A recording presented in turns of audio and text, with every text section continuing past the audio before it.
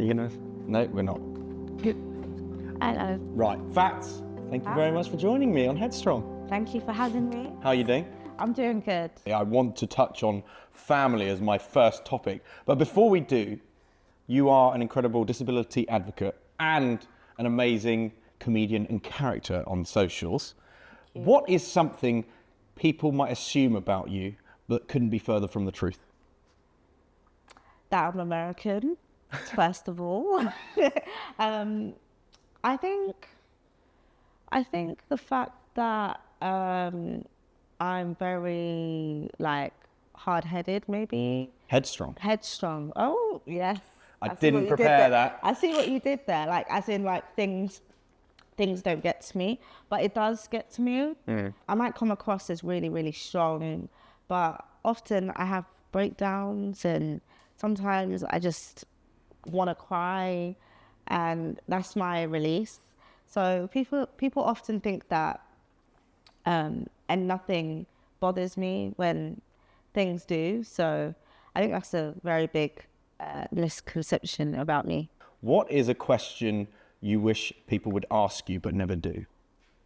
If it's okay to help me, because sometimes people feel nervous too, but all you need to do is just ask if you see me struggling. You know, sometimes I just don't feel like asking people to help me with a top shelf item. Yeah. And I'm just standing there, hoping somebody would ask me. And I don't mind when people ask me if you need help. Yes. It's really helpful, and it does make my day when people do. Or like the other day in Tesco's, I was standing in the veggie aisle, and I needed to get some oranges, and it was really high up. I was just exhausted that day, but I know I needed those oranges. Someone came up to me and was like, "Do you need those oranges there?" I was like, "Yes, I do. Thank you." You're a saviour. Yeah, you are. Yeah. So, yeah. Oh, well, that's nice, because I always think that as well. I recently had someone on who was born deaf, and that was actually something that she said as well. The public don't know what is appropriate. Are they being rude by asking if you need help, or is it actually something that you sometimes actually appreciate and value? Do you know what I mean? Oh, yeah. I can understand that they might feel like it's being rude if they ask, but I guess that person would say no if they don't need help. Yeah, for It's sure. as simple as that. Yeah, for sure. You are the only person in your family born with your condition. What was that family dynamic growing up, first of all? It was interesting because, I'd wonder why is my little brother, who's younger than me, taller than me? I'd wonder that because everyone says I'm older than him, and, the fact that he's shot up, I've never remembered being taller than him. And, everyone would help me and accommodate me, and I'd wonder why do I need all these special needs stuff? Why do I need injections? But at the same time, they never made me feel any different. So I'd just be wondering these things. But at the same time, my family made me feel good and safe. And, it's only when I went outside, I felt different because people would ask me questions. And then I'd ask my dad, why am I so small?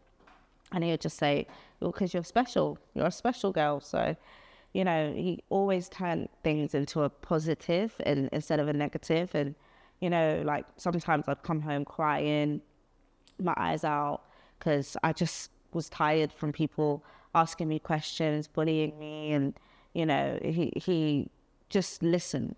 Sometimes it's good to have a listening ear, because he's a mental health nurse. Yeah. And listening is part of it. Counselling, I didn't even realise he was counselling me in a way. So luckily, they got me into counselling in school, primary school, secondary school, university. So instead of having my dad as an outlet and sometimes feeling like I don't want to put a lot of pressure on him, I could tell someone in school, which was really, really helpful. And, at least I felt like I had a release almost. So it was really helpful. Whilst you had this safe haven at home, that unconditional love and support from your family, as you said there, when you were outside of that bubble, that sphere of safety, that was when you were noticed to be different. Yeah. Do you remember the first time, your earliest memory of when you were different? My earliest memories were probably in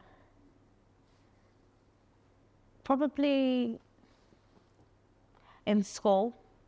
I think children asking me why I'm so short and looking at everyone, wondering why they're so much taller than me, really put a downer on my self-esteem, because it made me feel like, why am I so different to everyone else?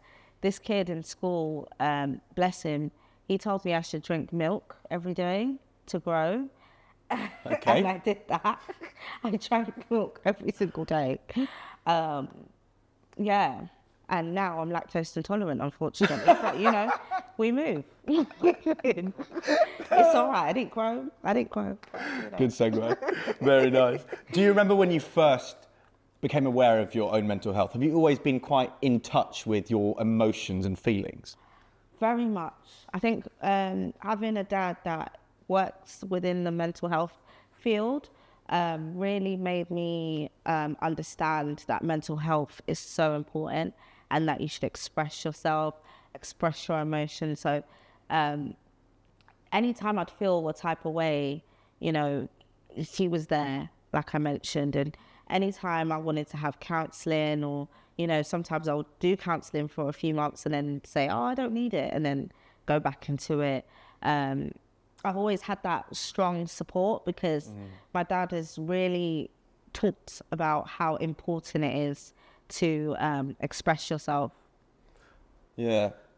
Your love of your family, as you're even talking here, is so evidently clear. In my research as well, from listening to podcasts and things for this, is very clear. And with your dad being a mental health nurse, something that shone through was his empathy, and how much of an empathetic human he is, as well as listening. How did that understanding of empathy help you in your approach to going to school? I think it helps me a lot, because it was like, you know, when I go to school, I know that I'm going to be bullied. I know people are going to look at me funny. I know I'm going to get horrible comments. But when I go home, at least I know I've got somebody that will listen to me, that cares about me. And it made me feel like I had stronger self-esteem, you know, by having someone like that in my life. His empathy, like coming home and telling me all the stories of his patients. You know, sometimes they'll lash out and hit him or something, or, you know, he's come across so many different types of people and types of mental health. You know, it's insightful to know, and very cool to know that my dad's worked with so many different types of people, because he's the most calmest, empathetic, and nothing phases him. Nothing. You could tell him, like, oh, I'm walking off a bridge, and he'll say, okay, why are you doing that? Let's talk about this. Like, you know, very calm, nonchalant, but at the same time very caring person. So I felt like I had somebody that didn't judge me, almost. You know, I could just say anything. It's so important to have that safety net of that support network.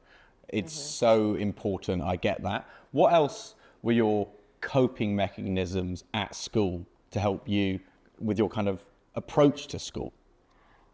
I would say probably doing dance.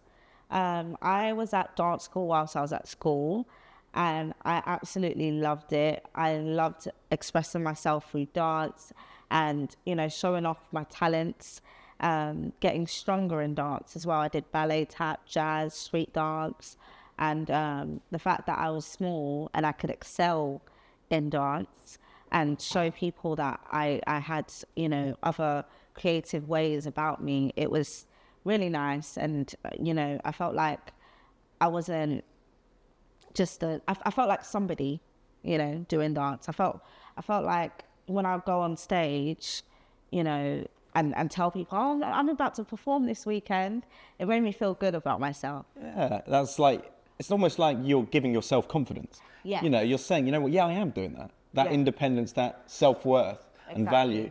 If you could go back to your childhood self, whatever age that may be, what would you say to her about confidence and resilience? I would say to her that you are amazing. Keep doing what you're doing. Please don't let people's comments, people's negativity affect yours, because the only thing that matters is how you feel about yourself. Your support network is everything that you need. Anyone that isn't supporting you, you know, brush them off and just focus. That's what I'll tell her. Yeah, love that. Because I did lack a little bit of focus, because, you know, sometimes I let people's opinions get in the way, but Of course. now I'm a way stronger person for Yeah, that. definitely. I mean, you've unfortunately, or fortunately, whichever way you look at it, you have to go through the journey to build that resilience, right? We're not born like that. No, we're not born like that, but I think the person that I am now through that is, yeah, thank God that I have come out the right way instead of letting it tear me down. Definitely. You have been very vocal on your experience of school and bullying. And bullying is something that I experienced in different ways, but bullying causes trauma. And that's something, it's that emotional baggage and weight that however long until you do tackle it, or, you know, time is a healer, but ultimately you actually need to learn to face that in a way and deal with that. How did you tackle that side of things, bullying? Because I know that we talked about that support network and safety, but how did you look at bullies and how do you actually reflect on it as well? I look at bullies like, wow, are you really picking on somebody that's smaller than you, that can't help their condition? You know, sometimes I think, I just want to be your friend. Why don't you want to be my friend? And you're constantly getting at me with names and name calling. You know, it was really draining having to face that all the time. And I just wanted to be liked as well. And the fact that a lot of people didn't like me because of what I looked like, it really put a damper on my self-esteem. So often I'd be a people pleaser. Yeah, sure. Often people would, like, for example, I gave somebody a phone or something, like, just because, you know, I wanted them to be my friend. Or lunch money, I'd give people my lunch money, and then I'd suffer, not realizing that I'm putting myself in a delicate situation, you know. So often I didn't realize my self-worth because people would make me feel less than. So I think with bullies now, and like, I see them completely differently. I'm like, you're picking on someone like me. Okay, all right then.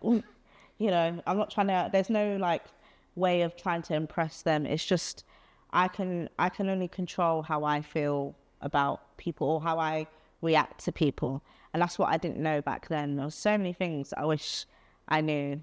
And, you know, the worst time was when a group of boys put me in an industrial bin. Wow. And closed it on me. And I was so upset for days. And, you know, I told the teachers and they got expelled.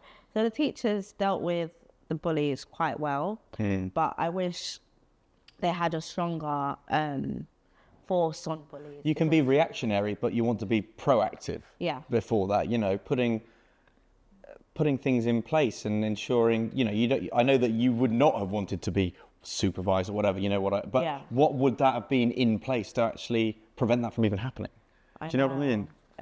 I wish there was stronger rules to it, but I'm glad the teachers dealt with it well. Yeah, for sure. I went to my old primary school recently, and that was something. Was that emotional? It was very emotional and nostalgic, and you know, they've got me as one of their alumni on their reception. Interesting. And I thought that is just so sweet, and I got to talk to the kids, and I could tell, like, looking back, looking at them, they just want to be liked. So if if one person's picking on the other might do it as well, just so that they can be accepted. And they're not realizing how that can impact that person. And that's what I was telling them at school. I was telling them that, you know, if you know something's wrong or know something is bad, do not do it.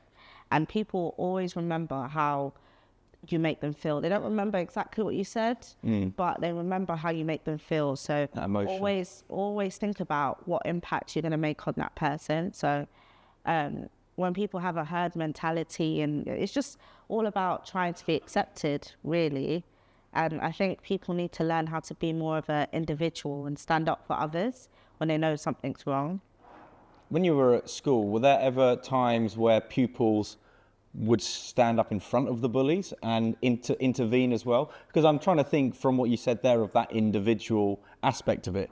There are children who know what is right and what is wrong, but it's whether they're confident enough to speak up and intervene and say something. I did have good friends that did help and did stand up for me, but sometimes I did have bad friends that, you know, they would be friends with me, but in front of people, they would make fun out of me.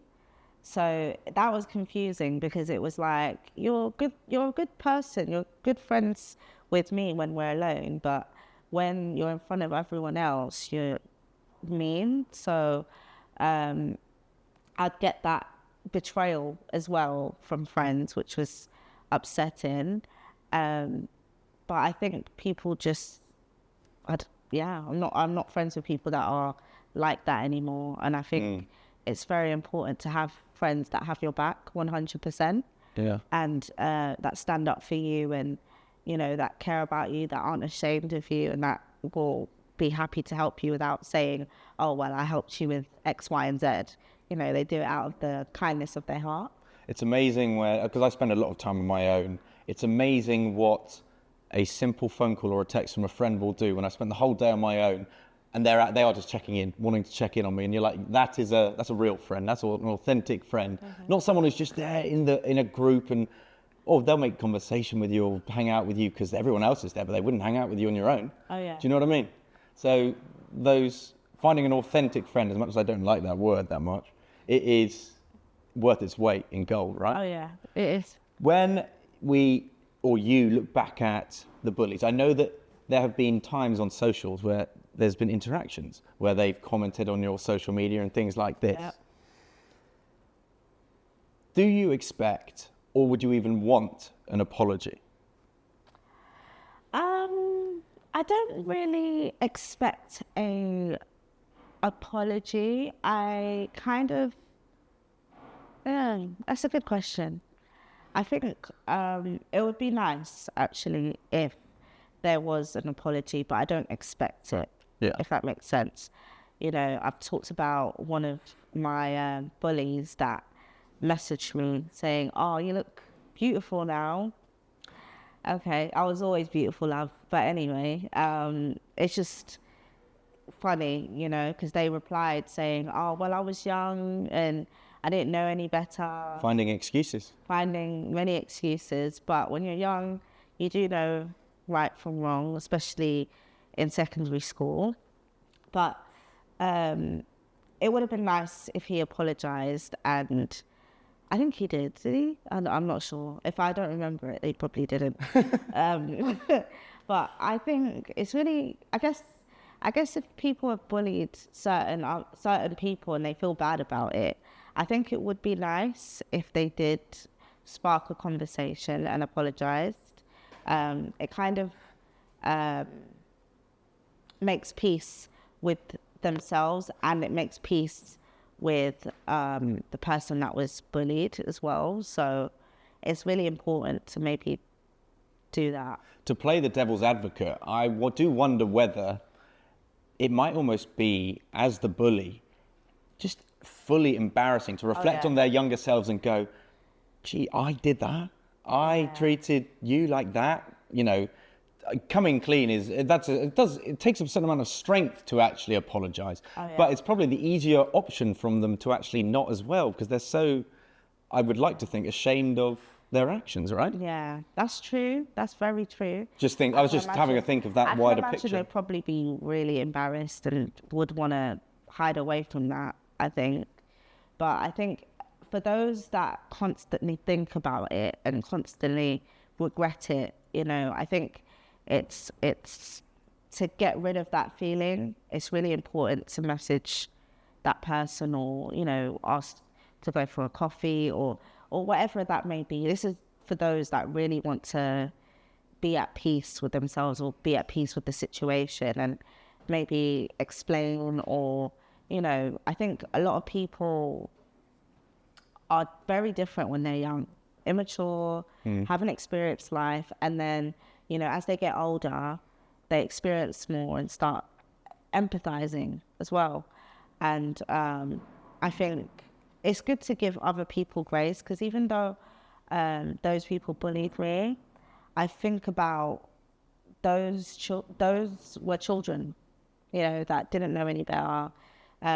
Fear of the unknown. They were looking at me as if I'm completely different. I'm an alien, and I still get it to this day. So sometimes I just think to myself, like, it's better to forgive those that bullied me, because I wouldn't be where I am today and have the strength that I have today without their negativity. Also, how dare they take your energy?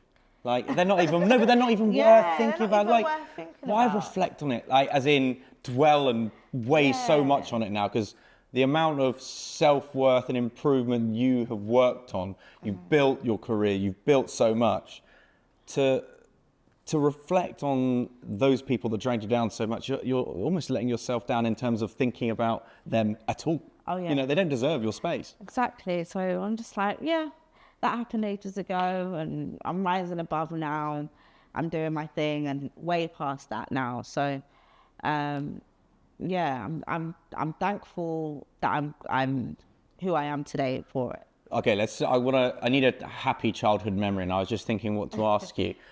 Can you tell me one of your favorite iconic dances you did when you were younger? Probably has to be when I did a show called Cats. Yeah, as long as it was better than the film. Oh yeah, it definitely was. I was definitely better than the film for sure. I was doing acrobatics. I was putting my feet on my head, kind of thing. And now I'm not as flexible. Yeah. But I was flexible back then, and I was putting my feet on my head, and I was on top of one person that was lifting me up. So it was very cool, very cool acrobatics, and it took us ages to learn the routine, but I absolutely loved going into dance every single day. It was really fun, and that was the happy side of it's like a form of escape, finding your safe place, right? Yeah, 100%. And I think, as soon as that music comes on and they're like 5, 6, 7, 8, and then, I'm dancing, and I felt free. Yeah, liberated. Liberated. So with your father being a mental health nurse, you, in a way, subconsciously had the luxury of an empathetic listener. And I almost want to say free therapy. I know it wasn't, but do you know what I mean? But I had free therapy. I'm lucky. I didn't even realize I had free therapy. Yeah, for sure. And that's my question. I wanted to ask you, what is your experience like with therapy in that kind of professional setting? When did you first go?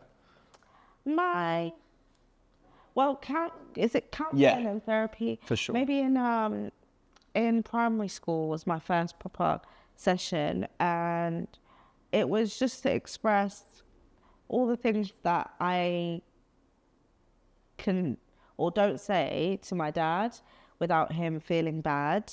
And it was really good to express myself and talk about in detail what bullies would say to me and why it hurt me, and why I'm currently hurt, and what I'm going to do mentally to navigate through it. Because every week something new would be happening. Honestly, my life was like flash news all the time. And I think it was really important to just express all of that instead of coming home and just being quiet about it. It was nice to be able to really let loose almost. And I think that was so helpful for me, because maybe I would have been an angry person if I didn't have therapy, you know? So I really highly recommend it, because it's made me it's made me less resentful as a person, you know? So very thankful for it. What advice would you give to somebody who's reluctant to speak out? First of all, if you're reluctant, it's probably even more reason to talk about it, because, you know, often people are scared of people's reactions, or how they'll be judged, or they're not even trying to face what they're truly feeling.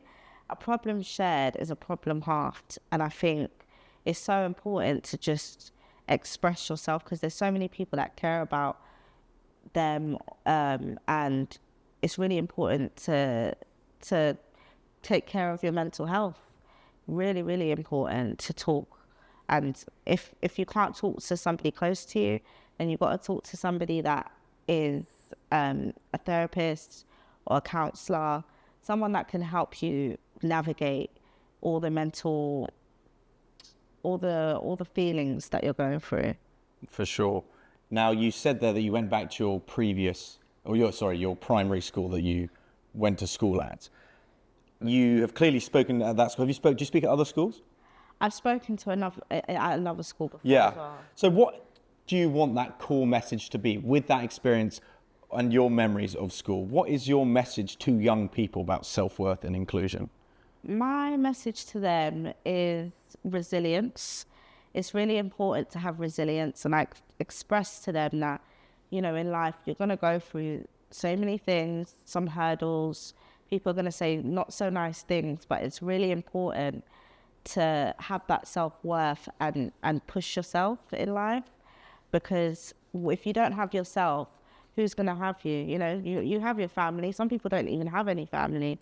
So I was given the message of really resilience pushes you through, and without that, I don't know what you do have, you know, because anything can affect you. But if you have resilience, you know, you've got that mental strength, and you've got somebody there you got yourself to push. So we have school, we have uni, but then modelling. Modelling. Yeah, modelling. I want to talk about that, because was it in you that you just went, I want to do this? Or did an opportunity come about? Talk to me about that narrative, that part of the journey. Modelling, I'd always wanted to do modelling. Interestingly enough, when I was 15, I wanted to get into modelling, and then I did a shoot, and then nothing happened of it. So that was my first taster of modelling. And then when I saw that advertisement asking for people that had disabilities, people that had dwarfism, I thought, wow, you're calling my name. You're calling my name. So I applied, and I thought it's worth a try. You know, before that, I was feeling depressed and feeling like my life is just the same, and I hated that. I'm the type of person that loves change. I love things happening. I love it. So I was a bit depressed, and I read a book called The Secret by Rhonda Burns, and it talked all about manifestation. So I said, I'm going to manifest the life that I deserve and that I want to create, and I want to inspire others. Somehow I'm going to do it, but we'll find a way. And then when I saw that ad, it was like, okay, you're calling my name. So I applied, and they messaged me. They said they wanted to see me, and I thought, okay, cool. I'm going to go down there and fake confidence, you know, because I don't know what it's like to be proper confident, but I'm going to try my best. So I think it was on a panel of like, I was in front of a panel of 4 judges, and they were asking me about confidence and asking me about what kind of modelling have I done. I said I haven't. I've done a taster of modelling, but I want to really get into it. And then, they said they'll get in contact with me. I spoke the best way I could about confidence and about myself. And then they said, after a few days, they picked me, which was nice. And then I found out it was an underwear shoot, which was interesting because I'd never done anything like that before. But I thought at the same time, if this is going to get me to the other side of confidence and being fearless, then let's give it a go. So from there, I think I just felt really good about myself. I felt like, wow, okay, if I done something like this and I look great in the pictures, you know, I posted it on Instagram and it got a great response. My followers shot up. So, yeah, I thought, let me just keep it going. It was fun. When you started the modeling then, and you had this success, you had opportunities and shoots and doors opening, what was that acceptance like? Was there scrutiny? Was there judgment? Or was there a community of open arms? What was that like? It was more so a community of open arms. I did get some scrutiny, but that was nothing new because I've always had scrutiny in my life. So it was like, okay, if I'm seeing it verbally, it's no different really, because people look at me funny on the street all the time and said worse things. So yeah, it was so nice I felt liberated, and people was writing comments like, oh, this is the representation we need.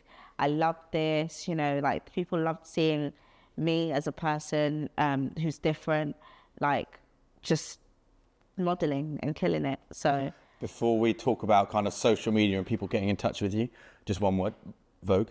Oh yeah. Yes. Vogue. I mean, is that a career highlight? Absolutely. One of. Oh my God, one of. Because I would say to myself after I started dipping my toe into modeling, you know, what if I did Vogue? As a joke. And then Fats, what are you doing on Friday?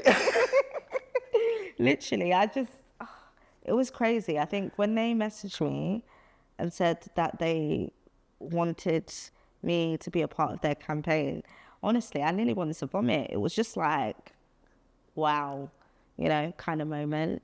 And it was like I was saying to all the little people of the world that they can do it as well.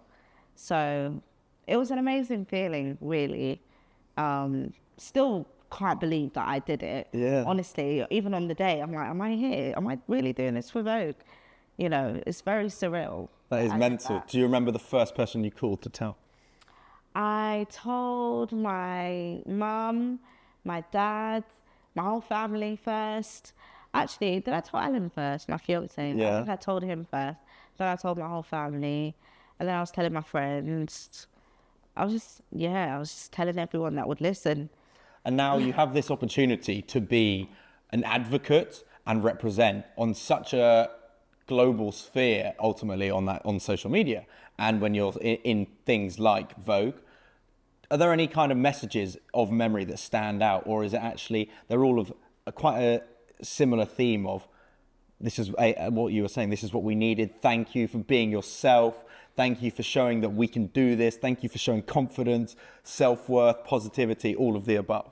I think it's the similar theme. I think when people come across my page and they've never seen somebody like me before, it's usually, wow, thank you for representing, or wow, I've never seen somebody that looks like you, but you're very inspiring, you're very cool to see. And then especially people with disabilities, it's really nice for them to feel like they're represented and feel like, you know, I can be a voice for them almost. And especially when I do like my comedy videos and things like that, it's like I'm talking for them, but in a humorous way. Yeah, it's almost, they would want to do it, but it's applicable, Yeah. you know what I mean? Yeah. And as you say there, laughter and humor are a huge tool and part of what you do. You want to express yourself, you want to be yourself. Is humor and laughter a way to mask certain insecurities in a way? Or is it actually now a way of expressing self-confidence? Or is it both? I wouldn't say it's masking. I think it's more so like, because my family, we laugh at everything. Like, we take the mick out of ourselves, we take the mick out of each other. We just laugh at like inconveniences in our life. Go on, tell me. For example, we were coming back from Tenerife and we missed our flight because it was the day I remember before. It was the day before. And we just laughed because what do you do in that situation? You either laugh or you cry. And we chose to laugh. And it was... And get out the credit card. It was one of those things. Like, I think even my dad, sometimes he's just like, yeah, I'm just feeling depressed today, but you know, it's fine. He just laughs through it. And let's say there's something I can't reach, and you know, sometimes people would forget that I'm little, and I make a joke out of it. I'm like, you didn't expect me to get that coat, did you? Or my coat is up there, or something. I just make a joke out of things because it's if it's masking, then I don't know. It's a funny way of. Oh no, I was curious to know if you know. I know that a lot of comedians become comedians, for example, because they experience adversity or are bullied, and actually to deflect that, they try and make jokes and but then because clearly you'd use it now as self-confidence and expression, and it's clearly such a huge part of your family. Yeah, I just got it from them. We just take the mick out of everything. Like, we're always laughing and joking about certain things, and you know, I think life is boring if it's so serious. As a wonderful place it can be for building a community and the people that really appreciate this, it can be such a double-edged sword in terms of the other side of things, trolling and things like that. Do you have that experience still? Oh yeah, 100%. That's why my little sister manages my social media, because she helps with my DMs, she helps with my comments. But before then, I would read the negative comments and it'll make me feel bad. They'll talk about how I look and, you know, how I sound. And, you know, it really puts a damper on being on social media, because like that, you can have positive comments, maybe 1,000 positive comments, but that one negative comment, you'll be thinking about it. So I just tend to block out words that people have used against me in the past, and then I don't see them anymore. And then I block people. You know, block is my favorite button. So I block people, and then now I've learned how to deal with it. I'm quite lucky in the sense that because I've faced adversity, people being negative towards me, people being horrible towards me in my life, when I see it, it doesn't affect me as much as the average person. And I think I'm quite thankful for that, because if I didn't have that, I think it would really affect me, but it doesn't as much. No. I think it's so important. I think what you were saying, it resonates a lot. You have to have boundaries with social media. And clearly having your sister manage that, I think that's wonderful, but everybody needs to learn to have better boundaries with social media. It's so easy now as well. Unfortunately, in the world that we live in, if somebody is waiting at the bus stop for 2 minutes, you know exactly what they're doing. You know, I know full well that I'm probably one of the worst people, because I'll get on the tube and I'll just talk to the first person there. And I think some people are kind of thinking sometimes, who is this funky dude wearing a pearl necklace with a dog and a Santa outfit? And it's just like, I'd rather, like, you know what? Social media is so easy to pick up, put down, short attention spans, and then that whole deep dive negative side of it. And people compare themselves heavy on there now, because beforehand there was nothing really to compare to, except from the people on the street, except from the people that you go to school with. But if you're scrolling constantly, you know, there's so many people that you can compare yourself to, and it makes you feel bad about yourself. And I don't want people to feel bad about themselves. I want people to appreciate themselves and, you know, use social media as a tool, and understand that if you're following people that make you feel bad, you need to unfollow them, you know, especially those that have the perfect body or Perfect life. Yeah, like we show the highlights of our lives on social media, not the sad moments or not, just you show the best side. You don't show the bad side. So people are just comparing other people's highlights to their own life, and it's not good and it's not healthy. What's the biggest myth about being an influencer that you wish people understood? That life is perfect all the time. That is the biggest myth ever, because even to get that post up that you're going to see or have seen was a myth. So, yeah, that's probably the biggest misconception, myth about being a content creator. Your book then came out last year, Channels and Champions Main Character Energy. Yes. I just freaking love that phrase all the time. However, the question that I wanted to ask you, because I know that you did promo for the book and have talked about the book. So I was thinking, what can I ask you that is hopefully what you haven't been asked before? So I thought, what's a day in your life look like when you don't feel like the main character? And how do you get that back onto that main character mindset? It's a good question. I worked hard on that one. Yes, very good. Probably waking up feeling like I don't want to do anything. I don't want to see anyone. And then I might just have a little lie-in and then realise, what am I doing with my life? I can't be having lie-ins. I need to understand that I need to be the main character in my life. So it's good to have a moment. It's good to reflect. It's good to be grateful for yourself, for the people around you. I think when you're feeling down, it's the best time to reflect. It's important to not... It's good to be in the moment with it, but I think it's important to spend that time and think, okay, I'm feeling down. What am I grateful for? Like, switch it into something positive. And then I try and do something positive with myself. When I was ill the other day, I don't know what came over me, but I started knitting. I was like, let me get a hobby or something, because like when I'm sick, I can't just sit down. I can't just like, I don't know, do nothing. You need to hit up Tom Daly. Yeah, I'm telling you, Yeah. I have to do something. Like, I might not be able to go gym because I'm feeling weak or whatever, but or I just start learning something new. And yeah, I think that's the type of person I am, and I think I want to share that with other people, that, you know, that feeling doesn't last forever when you don't feel like the main character in life, if you're mentally drained, sick, or, you know, just tired of life. How do you balance that fearlessness, that fearless decision making and main character energy with taking that time to reflect to make sure you protect your mental health?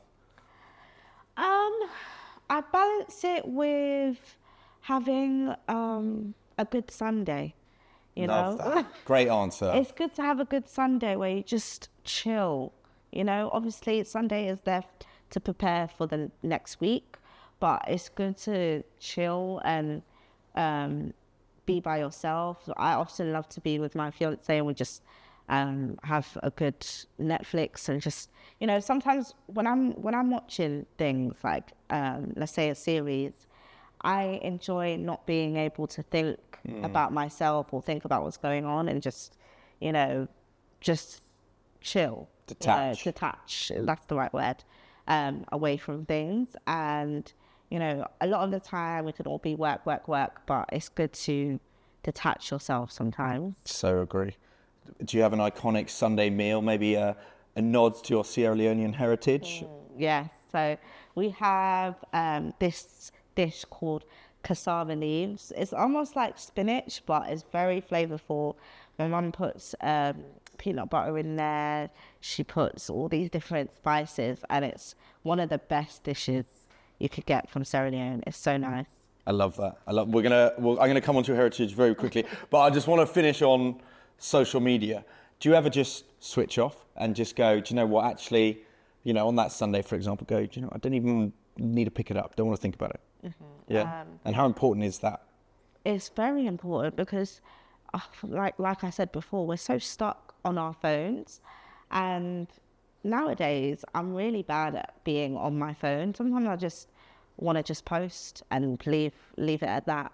You know, don't watch anyone else, don't compare myself, don't compare numbers, and just detach, because I like living in the real world almost. You've got to remember that social media isn't real. It isn't. Yeah. And being in the real world with your loved ones, or being by yourself, enjoying your own company, is just as good. Imagine the meltdown if the internet just stopped for a week. Imagine For a what week, people would do. that's too long. No, I know, but just Imagine imagine. that. It'd be the purge. It really would be. It would, wouldn't it? Be like, Just think of the what's going on? influencers out of a job. Yeah. What am I going to do? How am I going to pay my bills? It's crazy when you think of that. That 40 years ago, it didn't exist or whatever, like internet-wise. Oh my God. But then social media, when I think about it, I remember getting Instagram. Was it 2010? Yeah, like Yeah. Around that mental. time. Yeah, it was very new. That's when it started. Yeah. So it's been literally only 14 years. Oh, it's crazy. Now let's talk about your heritage, because it is beautiful when I've heard you talk about it, and it's clearly means a lot to you, right? Mm-hmm. How has your kind of cultural background influenced your perspective on gratitude and resilience? Oh, it's influenced me so much, to the point where, you know, I go back to Sierra Leone and I think to myself, wow, like I'm so grateful to be from this beautiful little country. And also I'm grateful to be born here, because, you know, being disabled there, it's really hard. There's lots of people that their legs don't work, but they can't get a wheelchair.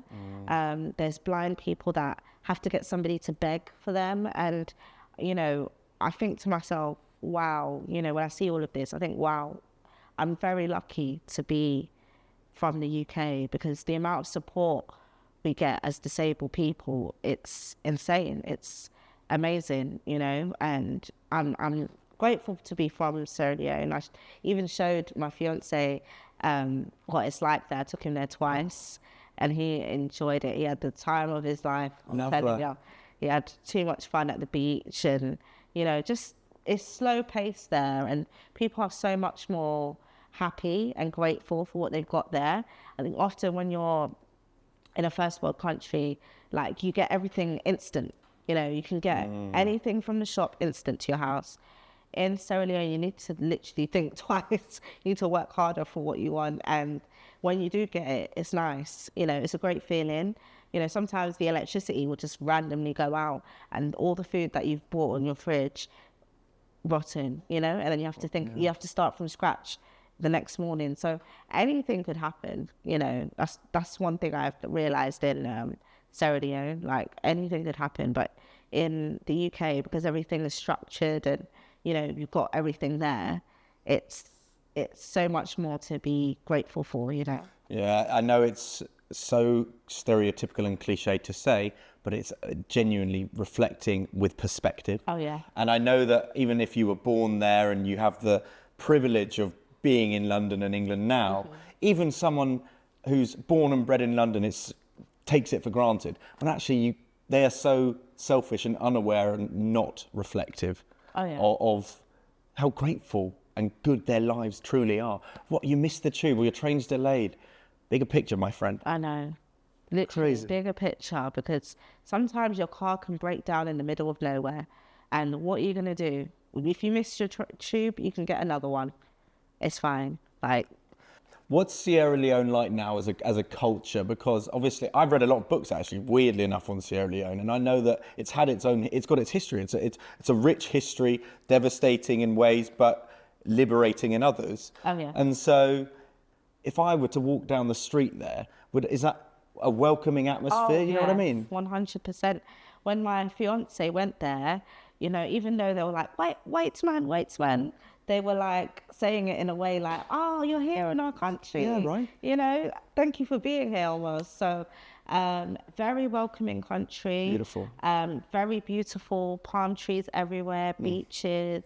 As a culture, we love people and we don't discriminate as well. So it's the most religious, harmonious country. So a lot of the population is Muslim and the other population is Christian, and you can marry each other almost because we celebrate each other's beliefs. You know, if you're at a Sierra Leonean party, you're going to hear two prayers. You're going to hear the Christian prayer and you're going to hear the Muslim prayer, because we believe in harmony, we believe in peace. So my mum, she calls herself Christmas because she's Christian and Muslim. That's why I'm a bit confused with religion. I love that. That's great. My dad, he's Muslim. Yeah, everyone just has their own beliefs and everyone respects it, which is very cool. And it's not a judgmental atmosphere. We love to party. Bloody hell, we love to party. We love to dance. We love to enjoy life. And like Sierra Leoneans, we love to be spicy. Something that is, I just think, a life goal of mine. You know, as I'm nearing 30, I know that I can't believe that I'm literally nearly 30. And so it's kind of like, I want to enjoy different cultures, different countries, and, you know, just go to places that, stuff it, why not go? Yeah. You know, what have you got to lose? You'd have a fun time. That sounds cool. My fiance wants to go back there. He actually wants to build a house there because he said that he had so much fun. Oh, sweet. Yeah, he loved it. And even the club scene there is fun. Like, yeah, he just felt like, you know, people really look after you. When you're doing your shopping, people pack your bags and put it in your car for you. When you're putting the petrol in, they put it in for you. Like, it's kind of... It's respectful as well. Very respectful in a way. And it's very cool. There's method to my madness because, in a long-winded way, a huge congratulations. Let's see it. Very nice. Thank you. Amazing stuff. Because I wanted to ask, do you have a date and is it in Sierra Leone? I do have a date, but unfortunately it's not in Sierra Leone. It's going to be on the 24th of don't say August. that. Now everyone's going to turn up. Huh? Everyone's going to turn up. But I'm not going to say where it is. I'm not going to say the address. So it's going to be on the 24th of August next year. And it's definitely not in Sierra Leone because I love my country. I do. I absolutely love it. But it's chaos there sometimes. Both my older sisters, they got married there in 2022. Wow. Yeah, too much. So for sure. Fats, my final question is, what does the word headstrong mean to you?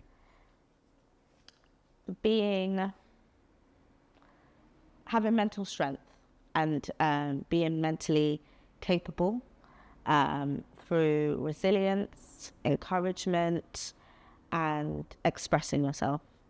Beautiful. Thank you so much. I really enjoyed chatting with you. Thank you. And I love talking with you. It's really lovely. I feel like I could talk for ages.